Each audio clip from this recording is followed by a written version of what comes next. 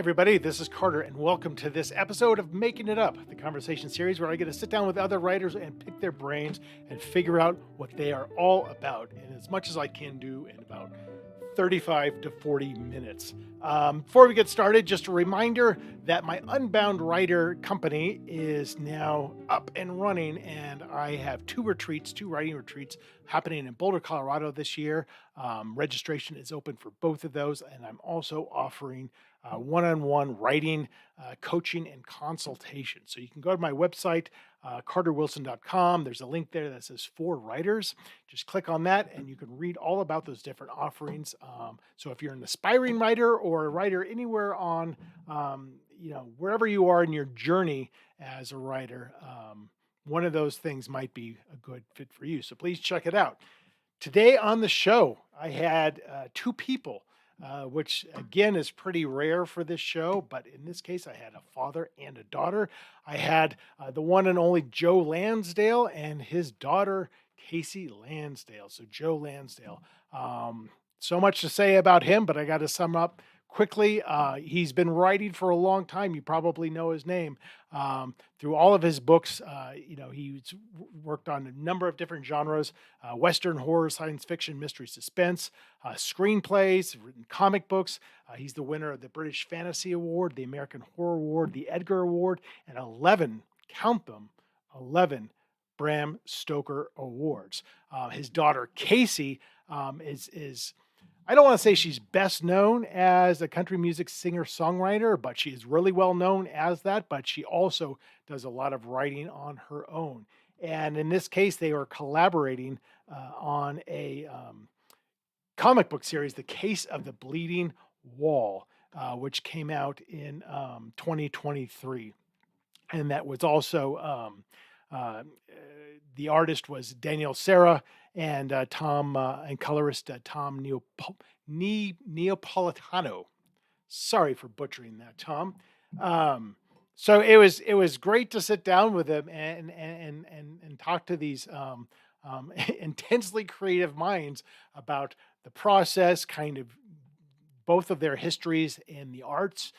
Joe was particularly, his journey has been particularly long, but he was able to, after a series of blue collar jobs, become a full-time writer at the age of 29, has done it since.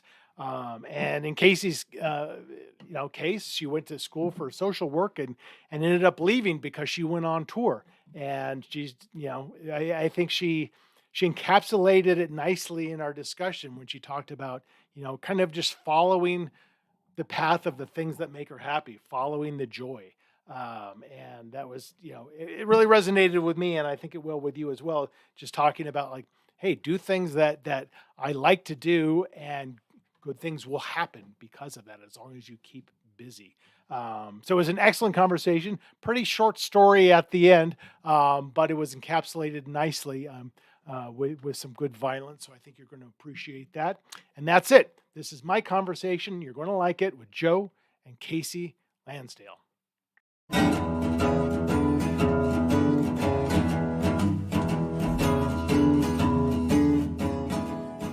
Good. This is a first for my show, a father and daughter. I just had a brother and sister, Boyd and Beth Morrison, but this is first father and daughter. So I'm very, very curious to dig into this. So you're all in where, Texas right now? East Texas, Nacogdoches. I spent 5 years in Richardson when I was a kid. I'm sorry. I haven't been back in forever. I have no idea. So where you're at, I assume it's maybe a little bit more rural. Yeah, it's a lot more trees and just a lot more trees and water. And so it's almost a tropical climate here. It's different from the rest of Texas. Oh, okay. Yeah, but that's where my son is in Baton Rouge at LSU. He's oh yeah. I'm in Colorado, so he's getting the humidity levels are through the roof. They shot the first season of Hap and Leonard in Baton Rouge. Oh, did they? Yeah, I was on the set a lot, but it's just across the border. Yeah. What did you think of Baton Rouge? I know currently it's got a pretty high crime rate. Yeah, that's what I thought. I know one night, me and my niece who worked for me were driving back from the set, and there was a dead body in the road, and cops were gathering. So, yeah, Wow. It's just Isn't it it's beautiful? Tuesday night. yeah, they just motioned us around it. Yeah. So tell me about Kasey. I'm a little curious, just kind of growing up under creative influences. I talk to a lot of writers and why they become writers, it's all sorts of different reasons. And one of those reasons sometimes is, hey, there was a lot of creativity in the family. Obviously that wasn't kind of the first path that you chose, but you're obviously also a writer. What was that? Do you have memories of that influence growing up? Well, it's always just been do what you feel, and so I wrote songs. So I have been a musician my whole life. My first publication for fiction was when I was 8.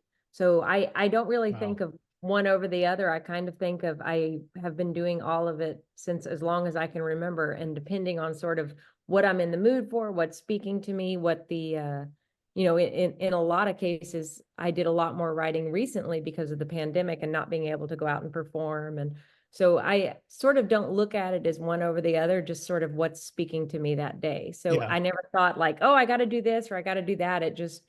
That's what we did. It was a normal thing. It wasn't, just like other parents go to a 9 to 5. My parents both worked from home by the time I came around. Right.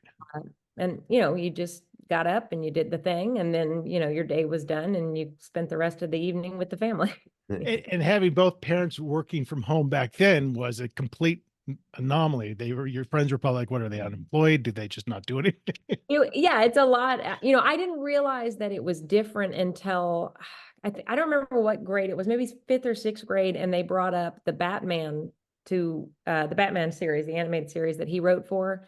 And they pulled everybody into the gymnasium and put on the Batman episodes that he wrote. And it was sort of then that I was like, oh, this is not what everybody does. You can do fun stuff as an adult. Yeah, it just, and you could sort of like, I took it for granted that just like, this is what we do, but you could forever feel the shift of like the way that people interpreted what my life must be like. And it's funny because, because of the horror and sort of the dark worlds that he writes in, I think they expect something very different, but we're just a normal family. We Right. our normal thing, Right. Yeah. Right. So there's no deep dark secret to give you. It's just like, oh, this is what we're doing today. And No, it's usually the kind of romance authors who are the most actually disturbed people, I I find. 100% believe that. The thriller and the horror writers are some of the loveliest people that I know. But But you I know know the book, it's like oh, different when you're on the outside. right. Right. I think we're just trying, in my opinion, we're just trying to, explore the dark side of human nature from a safe vantage point and have that empathy to say like, well, what would this be like if this were me? So Joe, did you ever have a 9 to 5 job, or were you a Oh yeah. professional? Yeah. Well, I had jobs. They were more like 7, or 8 in the morning. But yeah, I worked in rose fields, and I worked on garbage trucks, and I did, all the blue collar stuff that you can imagine. I worked on a Mhm. aluminum chair factory at one Mhm. point. I worked as a janitor for 6 or 7 years. So I was always doing, those kind of jobs. And so I did those until I could go full time, which I did when I was 29. I was just about 30 when I went full time. Okay. Well, and you two know as well as anyone how tough it is to make any kind of living, like writing professionally. Yeah.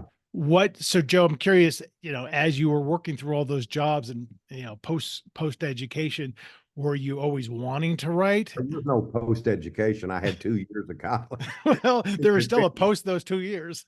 Okay, fair enough. But was that your dream, or was it something that just started kind of scratching at you in your 20s? No, that was my dream. When I was 4 years old, I discovered comics and I wanted to write and draw them. I wasn't thinking of a career. I just wanted to tell stories because the comics inspired me to do so. When I was about 11, I read, Edgar Rice Burroughs. There were TV influences as well. But when I read Burroughs, I didn't want to be a writer, had to be one. Mhm. So Mhm. it was books that after the comics influenced me to read books, and the books influenced me to want to not only do it, but to think of it in a different way, because by then I understood that it was a career and that you could make a living doing it. Yeah. I mean, That you might make a living doing yeah, it. very few people, right? Like whenever I'm coaching, I'm like, I always talk to writers about, why are you writing? Like, let's figure that out first. And if the answer is ever for the money, then it's just like, you should just stop because Yeah, that's the bad reason to do it. Incorrect. yeah, it's been good to me. I ended up doing fine, but I never expected it. I thought I might end up trying to finish my degree and teach, at the university and write part-time. But writing was so fun. And as I got into it after, I stumbled a little bit when I first went full time. But once I started cooking, I never wanted to do anything else and never had to do anything else. Her brother, my son, Keith, he's always said, I've got he writes too, but he has a steady job. He's got healthcare, he's got retirement. And he said, I'm not going to do that. He's smarter than we are. Yeah, he's Yeah. smarter. Yeah, it's tough. I mean, because one It thing is. I've learned from talking to hundreds of writers is it's not a linear path. Some people No. have out of the gate success and then flounder for years and years, and some people are real up and down, but it's never this Yeah. steady thing. But Yeah. that's the exciting part too, is like the best could always be yet to come. You never know. Yeah, it's kind of like you're spinning the roulette wheel all the time, and you never know, you may just hit it incredibly big, and then you may never hit it. Right. But the key is to spin it as many damn times as That's right. possible. That's correct. Joe, what was the big break that allowed you at 29 to do this full time? I had sold 2 novels back to back. One of them pseudonymous, and then the other one Act of Love. And then at the same time, I had some contracts writing ghost work, I guess you would call it, for other writers. And once I went full time, the ghost work, the guy that I was going to do it for, I did some of the work for him, and then he had an argument with the publisher, excuse me. And so they fired him and he quit, and I lost that job. I got paid for what I had. So the income I was planning on for about 3 more months was gone. And so it was rough, like a little bouncy. But then I sold The Magic Wagon and Dead in the West, and a story of mine called Tight Little Stitches in a Dead Man's Back got some interest, not only as a horror story, but as a literary story. And so I sort of had all these 3 different prongs going. So for me, it's because I've always done a lot of different things. And about that time, I wrote my first screenplay, though I didn't really sell it until I optioned it later and then sold it years later, But so at that point, things turned, and my wife had a full-time job, which was helpful. Yeah. But when I went full-time, and about 2 years later, 1988, she quit and went to work for me full-time, and that alone doubled our income immediately. Because she could, I was taking care of the kids and writing too. Yeah. And now she could take care of them more, but we were both there to spread the joy around, Yeah, that having that extra income certainly makes a difference. Kasey, I'm wondering, so, obviously you were a very creative kid and you were expressing yourself, and it sounds like in a lot of different ways, but music sounded like it was kind of, at least early on, a pretty strong pull for you. Is that something that you then went off to school and studied, or what was your kind of career path? So yeah, I mean, the music is still very important to me. It's just, as I get older, it's shifting how I want to do it. I want to do more in film and theater, and I want to do more, there's no better way to say this, but sort of elite activities instead of the late bar, the grinding bar gigs. It's just the diva. Yeah, I mean, at a certain point, I don't want to do it. So, well, there's just so much competition. I mean, how do you get known? Well, it's just like anything, you just keep pushing. But I just sort of made a decision that I want to do the things I want to do, and that there's no other thing behind it. It's just like, if I don't want to do it, I don't do it. Yeah. And not to say I haven't done things I don't want to do, not to say I won't do things again, but I'm at a point in my life and career where I can do that. Yeah. So that's sort of been my focus. And I've lived all over. I've toured all over. I've done all kinds of things. And really what I want to do now is just the things that make me happy. Life is short. And as long as I can keep being creative and spend the time, allowing those creative outlets to come to, full life, that's what I want to do. Isn't it rare how many people have that perspective? you know, and some of it certainly is financial security, obviously, but just the idea of like, you know, I not too long ago left a corporate job and I'm like, I don't know if I ever want to do that again. I had a great time there. I got paid well, but Right. like, yeah, this is Well, my not what major I'm. was social work, so I Yeah. went to school to be a social worker, which I knew I didn't want to do really, but I wanted to help people. Right. So I wanted to find a way to help people. And I ended up leaving college because I went on tour with, I don't know if you know who Ray Price is. Sure. So I went on tour with Ray Price, and it was sort of, I told them, well, I can't be in college and be on tour at the same time, so I'm out. And they said, okay, because school will always be there, but these opportunities won't. So Yeah. every time there was an opportunity, I went with it, and that allowed me, it's not like I've been sitting on my hands and decided, oh, I don't want to do it anymore. It's like I've been grinding and going and Right. traveling the world touring, and I don't want to do it anymore. Right. But, Bad you know, hour. Yeah, I'm right. like, I want to do a certain kind of thing. And what I really want to do is lean into more the songwriting and the things that are behind the scenes that allow me to do them from anywhere. I live in Los Angeles, but I'm able to come home and visit family and spend Mhm. time here, for extended periods. And I think freedom to me is the most important thing as I move forward. Yeah. Yeah, Yeah. that's always been it for me. I wanted to write. I can't remember not wanting to, but my whole family, my father and my mother, they created their own jobs. They always did. So it's kind of a tradition. Keith is running that tradition by being smart, but it was kind of a tradition. We all invented our own jobs, Yeah.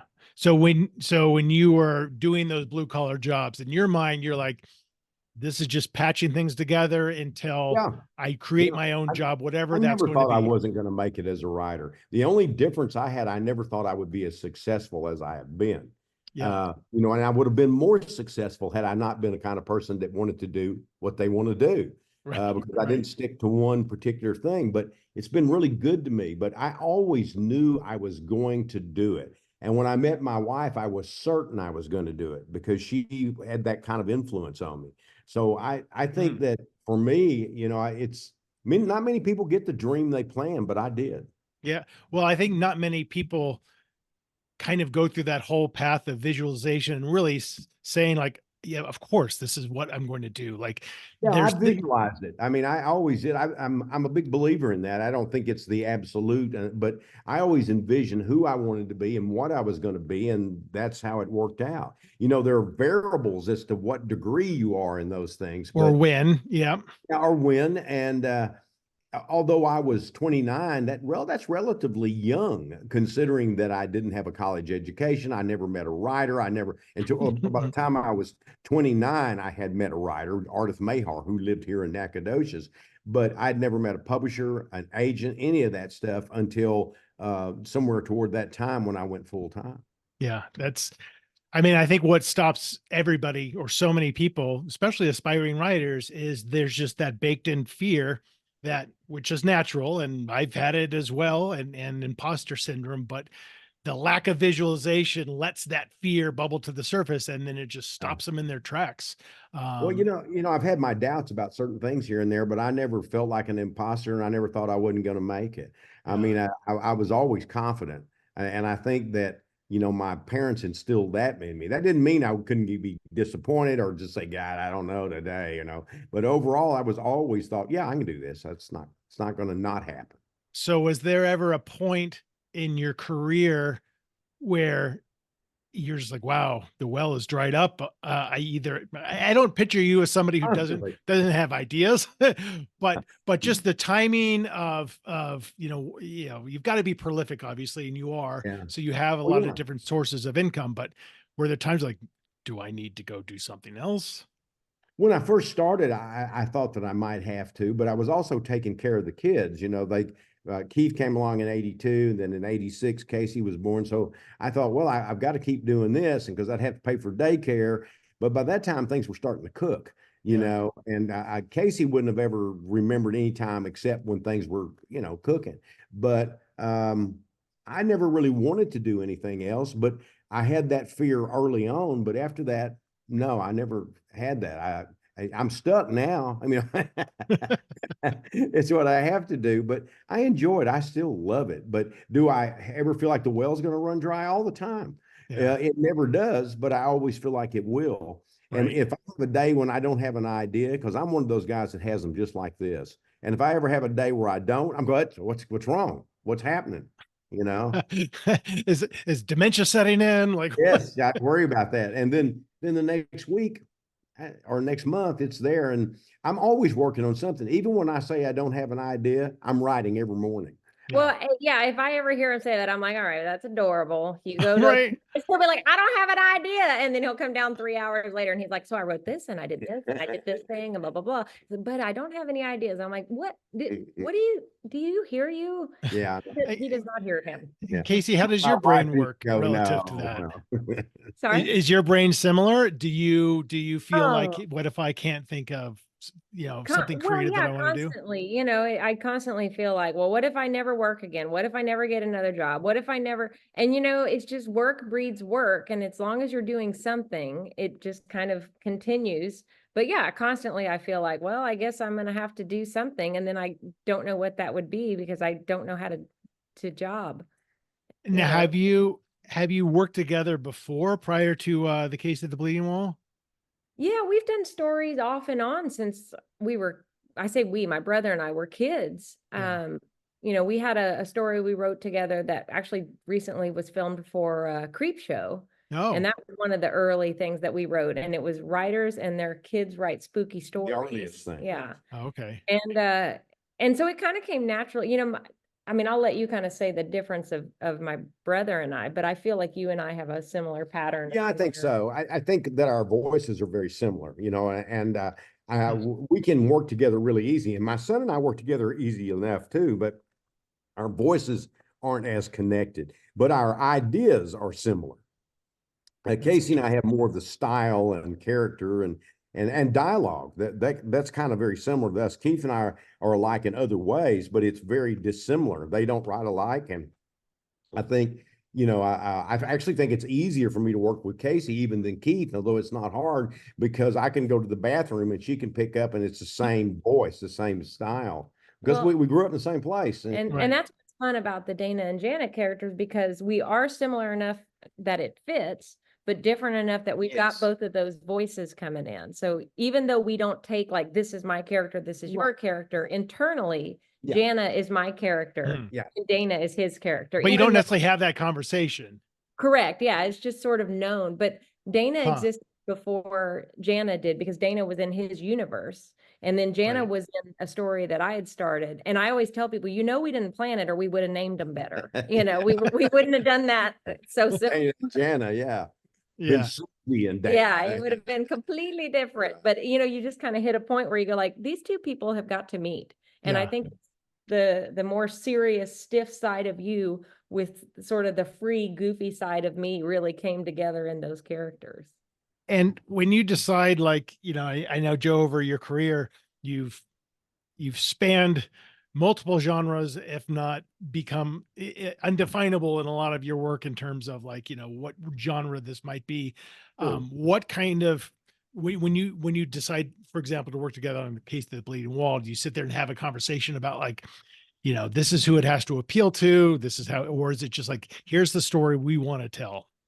It's mostly the story we want to tell, and we're just saying, what can we come up with, and we may kick it around a little bit. A lot of times I'm pretty good at coming up with ideas, but not always, and like when we first did the Jana thing, Casey saw this thing about these sort of like eye parties where you look high gazing parties. And so she came up with like that. speed dating but where you don't speak, you just stare into each other's eyeballs. Ew, really? Yeah, like correct. you go sit down in front of somebody for like 3 minutes and then you're looking for that connection. Yeah, and I was like, there's a horror story. Yeah. That's a real thing. Opening to that and wrote most of the beginning, and then I wrote, and then she kind of Jana'd it. In other words, gave it the Jana stuff. I had written my version of the character before, and actually it was a lot stiffer than I am because I was purposely trying to capture those old sort of psychic investigators and all that stuff. And I think I did it pretty well, but the problem, I only meant to write one story, but then I wrote two, and then I wrote three, I think, and then Kasey and I wrote this other one that she came up with, the eye gazing thing. And I said, you know what we ought to do is think about putting these two guys together, these two ladies together, because I think they would benefit one from the other, because I don't think I can write another stiff ass story about Dana. And so all the stories after that are told from Jana's point of view, and all of them except one, I think Kasey started them, and with Jan. I think I had one idea once where I started talking about it, but I always feel that there's something when we do them, we do about 50-50 work, but I always feel they're about 75 Kasey and about 25 me. And I'm happy with that, because I think it's the voice, hers, and I think the personality of Jana is very similar to Kasey's. Not exact. Yeah, obviously. but it's very much me amped to the extreme. Yeah. I think, but I don't say out loud. And Right, Jana, right. Well, those like, make the best doing it. characters. Right, right. Right. So Kasey, is that a fair assessment that you're doing most of the work and your dad's just coasting, or? Yeah, I mean, that's exactly how I'd frame it. I mean, I didn't want to say it. I'm glad you guys brought that out. Yeah. No, it's interesting, because I do think that the characters are more coming from me at this point. What we really had to do was figure out how to write the same story, because he's not a big collaborator. I don't like And it. because this is not the field that I work in 100% of the time, we definitely had to make sure that we were working on the same project. So I can go back and see sort of the early work to now. And I wish I could go back and rewrite these stories with him, because now I know them better. And at the beginning, I didn't want to meddle with his character. And then now I don't care, but I was like, I don't know, Right. How do you feel about it? Yeah, they're more traditional than most of the stories I've written. I've written some traditional stories purposely, and that's what I was trying to do here. But I think they fit Kasey's personality once we brought Jana in. And though they're traditional, the way they're told make them so much fun. Well, and I finally get to be the authority, because I'm like, I don't know that a woman would do that. And not that I speak for all women, but I speak for the one woman of the two of us. So Right. Well, you have that gut check of like, this doesn't quite feel authentic or whatever. Yeah. It gives me that opportunity, where, I think that's the fun thing. Like his Hap and Leonard characters, I could not speak to because they're so a part of him. It's, both sides of him. Whereas Jana is very much me. So I could say, well, I would never say that, or I would never do that. And even though they're not exact reflections, it sort of allows me to get that authority. Right. Well, and I think that's why it feels more my work, is because then I feel confident. I think that too. And I mean, I meant that. I mean, we're both working on them, but I feel like that I'm working within her spirit, where, instead of mine. And the original idea, like I said, was mine with Dana. But when we added that, it changed it. And I think that took over, and I'm happy it did. Yeah. So when Kasey says you're not much of a collaborator, have you done much collaboration in the past? No, I've done collaboration, and I don't count film, because film is nothing but collaboration. Right. That's not a solo project. Your screenplay is a piece of art, no matter. Well, it can be individually, but as soon as you hand it over to somebody, it's designed to be interpreted, and it's designed to be thought out. It's designed for other people to put their business. It's a blueprint. Yeah. I mean, so that collaborative more so, but doing this kind of thing, I don't normally collaborate. I've collaborated with very few people, and not happily. And have you been asked to a lot and you just turn it down? And it wasn't a pass. By the way, he turned down doing it with me. Wow. But finally you made the cut. That's the story. Is a friend of ours, Christopher Golden, who had become a friend of mine, because he'd invited me to come up to NECON, which is sort of a writers convention. And he wanted me to be a musical act. So I came and I did my performance, and it was a lot of fun, and we all bonded and good times were had. And then when I left, he wrote Dad and said, hey, I'm putting together this anthology. Would you like to write a story with your daughter? Because it's called Dark Duets.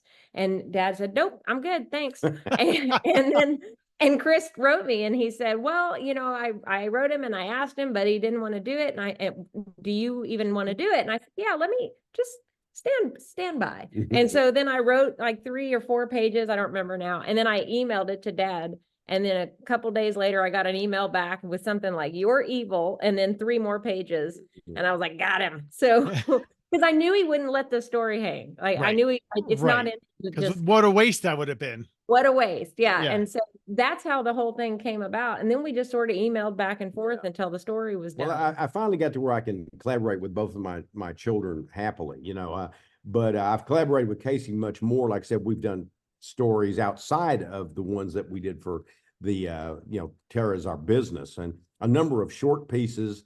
And so, we've done quite a bit of it. So I'm comfortable doing it with her now, and Keith as well. But I'm really not by nature someone who enjoys collaborating, because I like to do it my way. Well, I was just going to say, Mhm. and 90% of the time, I sort of figure he's the winner because at this point, like, he knows what he's doing. And then the 10% of the time that I feel really strongly about it, he knows I feel really strongly. Right. Right. And so we've got a good, sort of who gets to be the captain, because I defer, I think, the majority of time, because I figure, oh, that's right. But now that we've done it so much, it feels less like You're the captain now. yeah, it feels Right. less like a power struggle and more like I'm the captain. I'm going to go take a nap. I'm the right? captain now. But it's true. I mean, I'm the same way. I feel very strongly. I'm collaborating with somebody right now for the first time, and your mind, and I also don't outline. So it's like, I don't know what's going to happen. I have don't to be outline physically either. writing to know. So how are we going to do this? And it's working out fine, but when you're so used to doing things your way and not knowing even what it's going to be, it's very hard to share that with another person. Yeah. Well, I worked with a friend of mine, Lou Shiner, and that was we They're managed still to do, friends. but we're still friends. But boy, did we fight! And because I'd go, okay, here's what I got. Can you go with that? And he go, no, I can't go with that. I don't know what happens next. And I would go, well, just add something and no. And then he would send something. Yeah, just write something. He'd send it back, and I could do that. That was my strength, as I could, figure out what was going on just immediately. But I learned a lot from doing it with him, though. I will say that he had greater literary ambition than I did at that time. This was in the 70s, and that changed my viewpoint of things, And I learned from him, and he learned from me. But we weren't happy collaborators. Yeah. Yeah. But I think you do have to go through it to find that out about yourself. All right. We did 3 stories together, but we would never do it again. And we wrote a novel together. Different styles Oh, too. I God. mean, I think that's where our strong Yeah, suit that is true. that it's similar, because I've done some collaborations with people that have very different backgrounds, very different styles. And it was not, I mean, I hate to say it, but it was not fun, because you just feel like you're coming from such different places that how are you ever going to arrive at the end? And then finally you do, and it's fun again. But during the process, you're wondering how you're from the same planet, Right. And you don't want to destroy that friendship ultimately. Right. That's Yeah. my dog going crazy in the background. I apologize. I've got she's still a bit of a puppy golden retriever, and I took a risk. I'm like, okay, she can be in the office while I do this. And now she's. Well, I'm waiting for you. Yeah, I'm waiting for bark. Ruru to bark. Our pit bull here. Oh, pit bull. Yeah. Yeah. He may bark in a while. So Kasey, how often are you able to go back home? It kind of depends. I try to come home as much as I can. I came home for holidays and spent a little time here, so it just varies. But I value being able to do it, so I try to do it when I can. Yeah. Well, that's got to be nice for the family. Both my kids are in college, so I'm just always counting the days until I get to see them again. Well, I spent, like I said, I spent a lot of time gone, traveling, touring, doing all those things. So I won't say I'm making up for lost time, because I don't feel that's true, but I'm definitely trying to put in the time while I've got it, Yeah. And we crossed paths in Italy a few times. Karen and I would be in Italy, and she would be too, for her singing or something. And wow. we would get together. Yeah. How very global of you. That's really cool. So what is, just individually, what is next for both of you? Right. I'm trying to think what is next. I guess it would be, I'm working on a memoir, but I have Sugar on the Bones, which comes out this year, which is a Happen Leonard novel. It's the 13th in the series. And right now I have out the Senior Girls Bayonet Drill Team and Other Stories, which is obviously a collection of, that's the latest. Right. And I'm doing some film projects, and I also just finished my first novel. So I'm now going through the process of all of the things that go with that. So. Yeah. It's a lot. Yeah, exactly. I was like, that's how awesome. am I not done yet? I hate this book now. I know. Well, that's what happens, right? You get towards the end of the book and you've fallen out of love, and you fall in love with that idea that's next. And then you're forced to still deal with your ex for so long. It doesn't take till the end of the book for me. About midway, I start hating it Right. and think it's terrible. Right. And then a little bit later, I make up with it. And Right. then we're lovers and buddies again till Right. the end. But that never changes, right? Every single book, the same thing happens. And there's never the book where you're just like, this is the greatest thing I've ever done. It's one reason I generally like short stories best. I would be a short story writer almost exclusively if I could. I prefer them. Yeah. I've written a lot of them. Yeah. But I love writing novels too, but there is that different feeling because you have to keep that mood all the time. And I'm someone that has different feelings about stories. And one reason I like writing short stories, I can change my mood. I can do, and a novel, you're kind of, you're latched in. Right. And then when you're like about halfway to about 65%, you just like, oh, I don't even know. This thing. It's brutal. Yeah. Well, listen, we're going to wrap up. Before we do, we're going to do a quick storytelling if you guys are up for it. This is the Pressure. making it up portion of the show. It's always a shit show, so it's totally fine. And it only lasts for about 2 minutes. I've picked 3 books pretty much at random off my bookshelves. I'm going to have you choose one of those books, and we're going to choose a random sentence from a random page. I'm going to read that sentence, and that'll be the first sentence in like I said, like a 2 to 3 minute long short story. We can just alternate just 1 or 2 sentences at a time. Don't worry, there's very little pressure, believe me. I've got David Mitchell's Slade House, Cormac McCarthy's Blood Meridian. So talk about who knows what kind of sentence we'll get with that.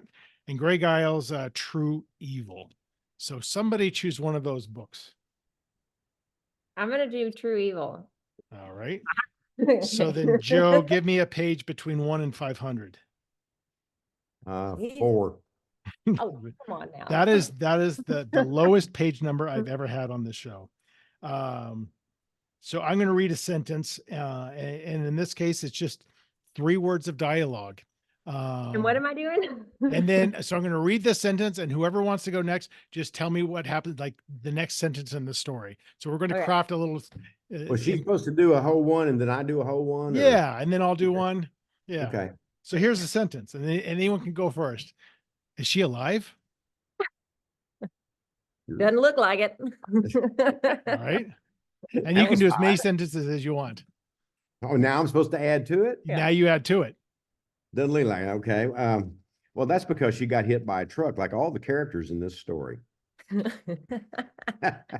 to ruin the ending. Phil leaned back from his desk and stared at the words on the screen. And he knew this was going to be another crap novel, another one that wouldn't sell. He had to do something different this time. So he got hit by a truck. You know what? I think we're going to call it there because that was beautiful poetry. We're going to do a comic just called Hit by a Truck. Yeah, that's right. That would be phenomenal. Well, listen, congratulations on your continued success, and in particular, I know it's been out for a while, but the Case of the Bleeding Wall, that's I'm sure it's gotten well received. They did a new release yesterday, so it's very timely. So they did a second printing yesterday. A second printing. Was there anything Yeah, different about the printing? Yeah. Daniel Wynn is the new artist. Oh, fantastic. As opposed to Danny Sarah, who was the original cover artist. And now he also did the interior, and it's still Danny's interiors. Right. Excellent. Excellent. Well, congratulations. What a pleasure it is. It's been a little time in your lives. I appreciate it. Thank you. Okay, then they all got hit by a truck. It's okay. Be safe out there. Take care. Bye. Bye. So that's it. That was my conversation with Joe and Kasey Lansdale. I told you it was a short story. Very short, and people apparently got hit by trucks. But yeah, that was an awesome conversation. I really enjoyed talking to them. The Case of the Bleeding Wall is their comic series that was released in 2023 and just re-released very recently with new cover art. Please go check out both Joe and Kasey. Just Google their names. They have their own separate websites, and then there's long Wikipedia pages for each of them. So Google them to learn all you want to learn about them. And while you're on the internet, pop on over to my website at carterwilson.com. You can check out my books, my event dates, read my blog, sign up for my newsletter, or check out the For Writers section of my website, and you're going to see information on Unbound Writer, my writing company that currently offers writing retreats here in Colorado, as well as one-on-one coaching with me. Friends, that's it for now. Appreciate you watching and or listening. More episodes coming out soon. In the meantime, take care.